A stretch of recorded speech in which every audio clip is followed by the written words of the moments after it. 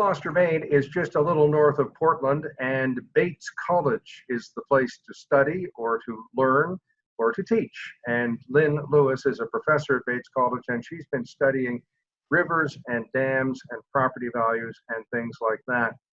Thanks for taking the time, Professor. Thanks for having me.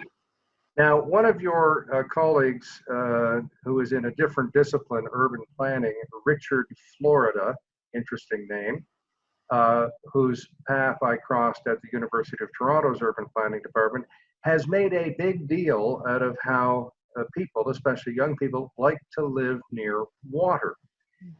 To which I have said, well, we already are living near water because the waterways were our transport system for hundreds of years before other things were invented. So he may have just been like the fish discovering water. But you've discovered something else, that some people don't like to live near certain bodies of water. Can you explain? Sure.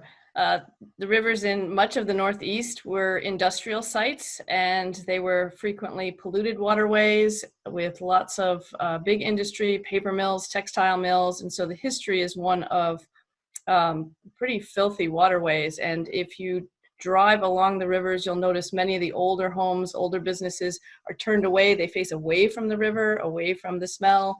One of the authors of the Clean Water Act, the U.S. Clean Water Act, grew up along the Androscoggin River, which is just north of Lewiston, Maine, which is where Bates College is. And it was because of the mills and the pollution in the river. And so since the Clean Water Act was signed, the rivers have become much cleaner, but they were still riddled with dams that blocked fish passage, that blocked clean water flows. And slowly over time, some of those dams have been removed, restoring those flows, restoring the fisheries. People are coming back to the river. It's improving property values, but people have been willing to pay to be further away from the river. Well, but being an academic, you also tried to quantify what people would pay to not live near this smelly water. Tell me about that study. That's right. Well, we've done studies on several rivers looking at home sales and georeferencing home sales with their proximity to different things, whether those things are positive or negative, distance from the waterway, distance from dam sites, remove dam sites, and try to quantitatively estimate the impact on property values. And we have found consistently in these more urban for Maine areas, there has been a negative impact on property values close to dam sites. And we've also noticed that over time, as dams have been removed, those negative impacts have disappeared. And I was kind of surprised reading your academic research that, 1,200 dams have been removed in America in recent history? Right. Some of them have been removed simply for safety reasons. They've outlived their useful life. They're not safe. They've been removed. Nobody wants them anymore. Perhaps they are some of them are hydropower dams. Some of those weren't producing much power to begin with. When the mill's gone, that power is not of much value. There was a small dam removed in Winslow, Maine. It was only a 1.5 megawatt dam. It produced enough power to sort of cover the line losses. Electricity dissipates as it travels various distances. So it was a tiny, tiny project, yet it was blocking the entire river. It's a worldwide phenomenon. You cite the fact that there have been something like 38 studies of dam removals and 24 in America. And I bet, being an academic near Lewiston, Maine, you've had time to read most of these. What have you found out?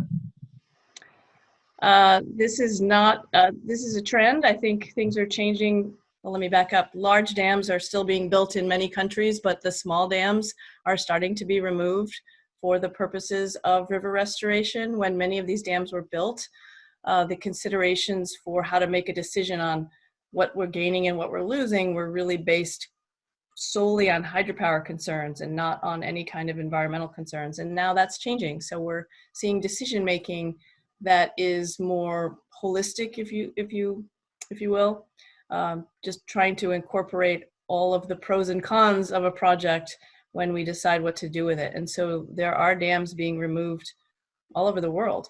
There's been some innovations on fish passage. So fish elevators are uh, kind of fun and interesting to watch, especially this time of year. The alewives are streaming back up the rivers, and there'll be elevators full of fish to get them past those dams. And so there's other ways to move anadromous fish, but yeah.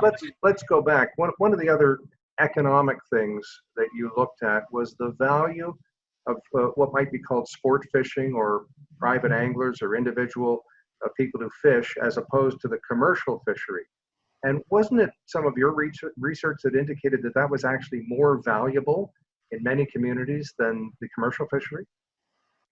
Well, it depends what commercial fishery you're talking about, but absolutely, these sport fishing industries, the sport fishing values up these rivers. So we're not talking about the ocean fish, we're not talking about the lobster industry, but we're talking about shad and sturgeon and Atlantic salmon that are very fun to catch.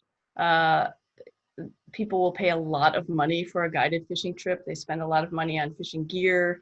And so, yes, these bring enormous values into communities.